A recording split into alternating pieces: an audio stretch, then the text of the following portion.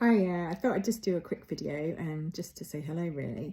I went on a really interesting webinar last week. It was hosted by Rob Griffiths and Alan Ward, and it was part of a CPD programme that I've been working on with British Triathlon. Really enjoyed it, and it was all about imposter syndrome and perfectionism. And I think the reason that it really resonated with me is because obviously I coach a lot of triathletes, and a lot of us do feel like imposters sometimes and feel like we're not good enough and that everyone else is better and everyone else is more deserving of race places and finisher t-shirts and finisher medals than we are. And I just thought I'd pop on here to just talk a little bit about what I learned at the webinar, and also to ask you guys, is it something that you struggle with? Certainly it's something that I had when I got into coaching. I kind of always felt like, you know, maybe there's all this other stuff out there that I don't know, and that somehow people were going to find me out. And what's interesting is there is loads of stuff out there that we don't know, and that's kind of the beauty of it. And being a coach for me is all about learning and reflecting and striving to get better every day. So even though I've been doing it 10 years now, actually I know loads more than I did 10 years ago or 12 years ago. But I'm still learning every day. And this webinar was absolutely brilliant. And the links between imposter syndrome and perfectionism were something I didn't know really before. But really, if we sort of categorize imposter syndrome or define it, it's that fear of failure. It's wanting to be the best, wanting to feel special, wanting to feel like you're really good at something.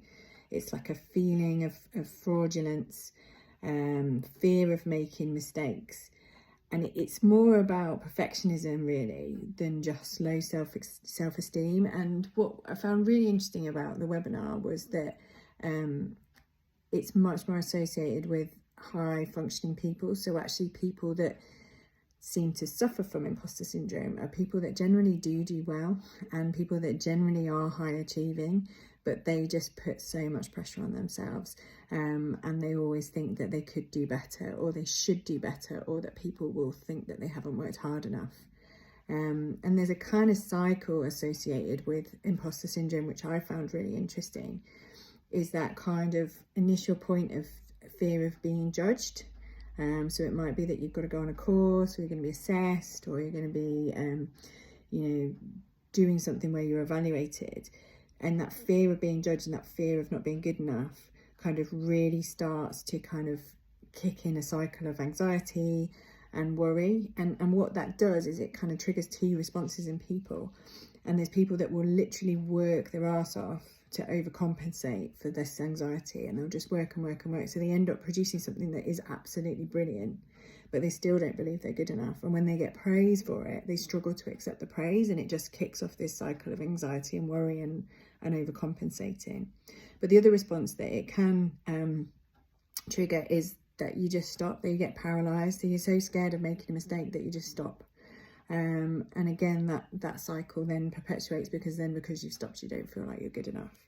So what I wanted to kind of ask you is whether any of you have experienced this, and ways that we can kind of get around it. The fact that, it's a perfectionist trait, it's a high level of conscientiousness. It kind of helps us in triathlon to a point, but where is the point where it becomes maybe unhealthy or unhelpful? And how have you got around that? I know for me, I think sort of absorbing myself in learning is a good way of kind of making myself feel like I'm good enough. But also I think having a team me, so people that will cheerlead you, people that will champion you, people that will challenge you, and having people to reach out to and talk to about things and ask questions has been really, really helpful for me. So do send us a message if it's something that you're interested in.